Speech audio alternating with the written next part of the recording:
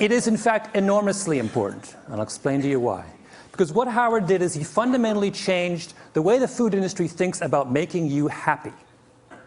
Assumption number one in the food industry used to be that the way to find out what people want to eat, what will make people happy, is to ask them.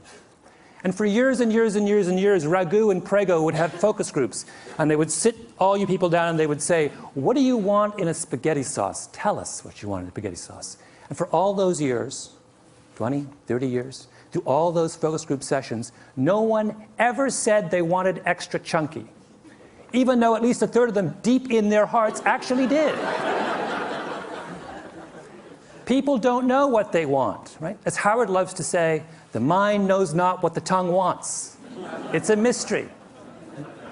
And a critically important step in understanding our own desires and tastes is to realize that we cannot always explain what we want deep down.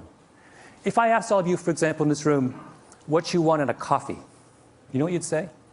Every one of you would say, I want a dark, rich, hearty roast. So people always say when you ask them what they want in a coffee, what do you like? Dark, rich, hearty roast. What percentage of you actually like a dark, rich, hearty roast? According to Howard, somewhere between 25 and 27% of you. Most of you like milky, weak coffee. But you will never, ever say to someone who asks you what you want that I want a milky, weak coffee. So that's number one thing that Howard did. Number two thing that Howard did is he made us realize, it's another very critical point, he made us realize in the importance of what he likes to call horizontal segmentation. Why is this critical? It's critical because this is the way the food industry thought before Howard, right? What were they obsessed with in the early 80s? They were obsessed with mustard. In particular, they were obsessed with the story of Grey Poupon, right? Used to be, there were two mustards, French's and Golden's. What were they? Yellow mustard. What's in yellow mustard? Yellow mustard seeds, turmeric, and paprika. That was mustard. Grey Poupon came along with a Dijon, right? Much more volatile brown mustard seed, some white wine, a nose hit, much more delicate aromatics. And what did they do? They put it in a little tiny glass jar with a wonderful enameled label on it. Made it look French, even though it's made in Oxnard, California. And instead of charging $1.50 for the 8-ounce can, the 8-ounce bottle, the way that French's and Golden's did, they decided to charge $4. And then they had those ads, right, with the guy in the Rolls Royce, and he's eating the Grey Poupon, the other Rolls Royce pulls up, and he says, do you have any Grey Poupon? And the whole thing, after they did that, Grey Poupon takes off, takes over the mustard business. And everyone's take-home lesson from that was that the way to get to make people happy, right, is to give them something that is more expensive, something to aspire to, right? Is to make them turn their back on what they like, think they like now, and reach out for something higher up the mustard hierarchy.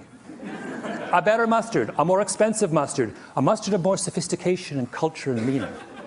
And Howard looked at that and said, that's wrong. Mustard does not exist on a hierarchy. Mustard exists, just like tomato sauce, on a horizontal plane. There is no good mustard or bad mustard. There is no perfect mustard or imperfect mustard. There are only different kinds of mustards that suit different kinds of people.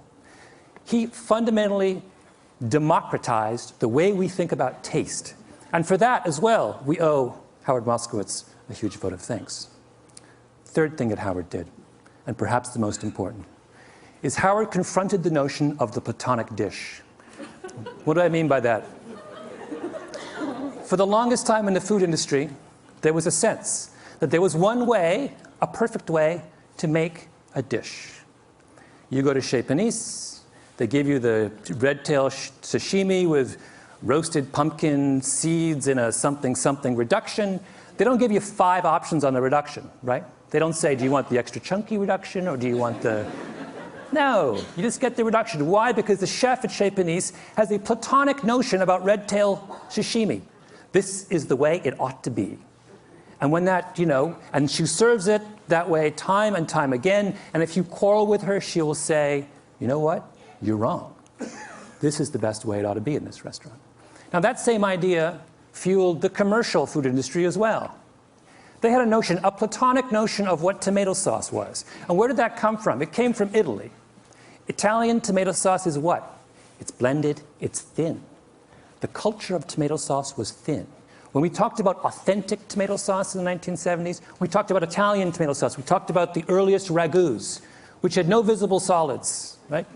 Which were thin, you just put a little bit over and it sunk down to the bottom of the pasta. That's what it was. And why were we attached to that? Because we thought that what it took to make people happy was to provide them with the most culturally authentic tomato sauce, A, B. And B, we thought that if we gave them the culturally authentic tomato sauce, then they would embrace it. And that's what would please the maximum number of people. And the reason we thought that, in other words, people in the cooking world were looking for cooking universals. They were looking for one way to treat all of us. And there's good reason for them to be obsessed with the idea of universals, because all of science, through the 19th century and much of the 20th, was obsessed with universals. Psychologists, medical scientists, economists were all interested in finding out the rules that govern the way all of us behave. But that changed, right? What is the great revolution in science of the last 10, 15 years? It is the movement from the search for universals to the understanding of variability. Now in medical science, we don't want to know just how cancer works. We want to know how your cancer is different from my cancer. I guess my cancer is different from your cancer. We're interested in, genetics has opened the door to the study of human variability. What Howard Moskowitz was doing was saying, this same revolution needs to happen in the world of tomato sauce. And for that, we owe him a great vote of thanks. I'll give you one last illustration of variability. And that is, Howard not only believed that, but he took it a second step, which was to say that when we pursue universal principles in food, we aren't just making an error, we are actually doing ourselves a massive disservice. And the example he used was coffee. And coffee is something he did a lot of work with Nescafé. If I were to ask all of you to try and come up with a brand of coffee, a type of coffee, a brew, that made all of you happy, and then I asked you to rate that coffee, the average score in this room for coffee would be about 60 on a scale of 0 to 100.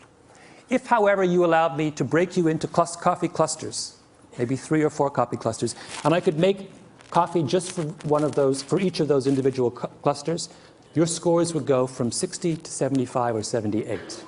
The difference between coffee at 60 and coffee at 78 is a difference between coffee that makes you wince and coffee that makes you deliriously happy.